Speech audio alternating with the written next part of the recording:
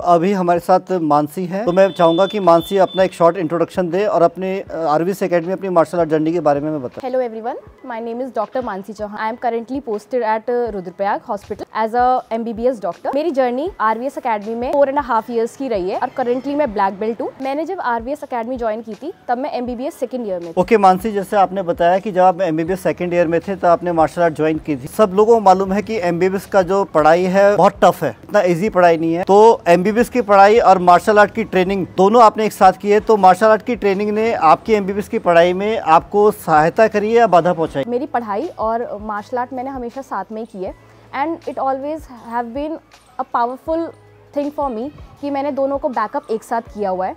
क्योंकि मेरी ओपिनियन में ऐसा है कि अगर आप फिज़िकल वर्क करते हैं तो आपके लिए मेंटल कुछ पढ़ना या करना एक एक्सरसाइज की तरह हो जाता है, रिलैक्सिंग वे में हो जाता है। तो जैसे मेरा काम मोस्टली मेंटली पढ़ाई का रहता है, मेंटल वर्क ज़्यादा है, तो मेरे लिए फिज़िकल एक्सरसाइज एक रिलैक्स की तरह काम करती है। तो it always has been a boosting power for me. जैसे आपने MBBS की पढ़ाई के साथ में मार्शल आर्ट की ट्रेनिंग करी है और हमने पहले ही बोला कि MBBS की पढ़ाई इजी टास्क नहीं है, ज़्यादा पढ़ना पड़ता है, काफ़ी घंटों तक पढ़ना पड़ता है। तो आपने अपनी पढ़ाई और मार्शल आर्ट की ट्रेनिंग दोनों को एक साथ कैसे मैनेज किया? साथ में मैनेज करने के लिए हमेशा आपको सबसे पहले आपको डिटर्मिनेशन चाहिए किसी भी चीज़ के लिए। और मेरा गोल बहुत फिक्स था कि मुझे पढ़ाई के साथ साथ अपना हॉबी या अपना पैशन फॉलो करना है, जो कि मार्शल आर्ट भी था साथ में।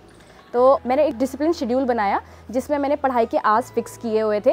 तो टाइम निकालती थी दिन में अपने लिए, कुछ टाइम सुबह पढ़ाई के लिए, कुछ टाइम शाम को, एंड मार्शल आर्ट बांट पाई क्योंकि यहाँ पे क्लासेस मोस्टली वीक में 3 days होती थी एंड मोस्टली सिंपल 1 hour की होती थी, तो मैं आराम से मैनेज कर सकती थी। ओके मानसी, तो आपने बताया कि आपने ईजिली मैनेज कर लिया था क्योंकि जो आपकी क्लासेस थी वीक में 3 days थी और 1 hour की थी। पर मानसी, कभी कभी आपकी MBBS की पढ़ाई में ऐसी सिचुएशन आती होगी जो मैनेज करनी बहुत ही इम्पॉसिबल या बोले कि नामुमकिन हो जाती थी।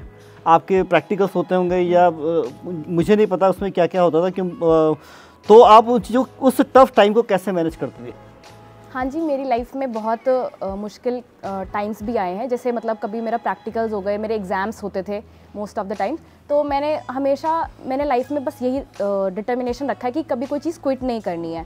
तो मैंने क्या किया है कि मैंने क्लासेस अलग अलग टाइम्स पे अटेंड की हैं। बीच में एग्ज़ाम टाइम के लिए ब्रेक ले लिया और आगे पीछे क्लासेस को अपनी शेड्यूल कर दिया सेंसाई से बात करके, ठीक है। और कोई भी बैच जो मुझे मिला, मतलब इवन वो बच्चों का बैच था या बड़ों का, मैंने दोनों में अपना बेस्ट देने की कोशिश की ताकि मैं अपने वो जो टाइम जो मैंने प्रैक्टिस जहाँ मैं नहीं कर पाई अपने पेपर्स की वजह से या अपनी लाइफ में टफ सिचुएशंस की वजह से, वो मैंने अपना वहाँ पे यूटिलाइज़ कर दिया ताकि मैं अपने को बेस्ट बनाने में दे सकूँ। आपने बहुत अच्छा बोला, आपने अपनी जर्नी को बताया, आपने बताया किस तरह से आपने MBBS की पढ़ाई के साथ साथ मार्शल आर्ट की ट्रेनिंग को मैनेज किया। मुझे वो दिन भी याद हैं जब आप अपनी अप्रेंटिसशिप के लिए दून हॉस्पिटल में जॉब कर रही थी और वहाँ 12-12 घंटे 8-8 घंटे ड्यूटी करने के बाद भी आप मार्शल आर्ट की क्लासेस के लिए आती थी। तो आप हमारे लिए एक रोल मॉडल है। हम आपको सब लोगों को समझाते थे कि पढ़ाई के साथ मैनेज होता है। मेरा लास्ट क्वेश्चन आपसे ये है कि मैं ये चाहता हूँ कि आप उन पेरेंट्स को क्या सजेशन देना चाहेगी जो पेरेंट्स अपने बच्चों की एक्टिविटीज़, चाहे वो मार्शल आर्ट हो या कोई और हॉबी हो, उसे 8th क्लास में ही 9th क्लास में छुड़वा देते हैं या 10th क्लास में छुड़वाते हैं जिससे उनके बोर्ड्स में अच्छे मार्क्स आए? सर, मुझे ऐसा लगता है कि मोस्टली बच्चे नहीं छोड़ना चाहते हैं, पर पेरेंट्स जो हैं वो मार्क्स कम ना आए उस वजह से वो बच्चों को उनकी हॉबीज़ से दूर रख देते हैं कि अभी 10th क्लास है, पहले अपने बोर्ड्स पे फोकस करो।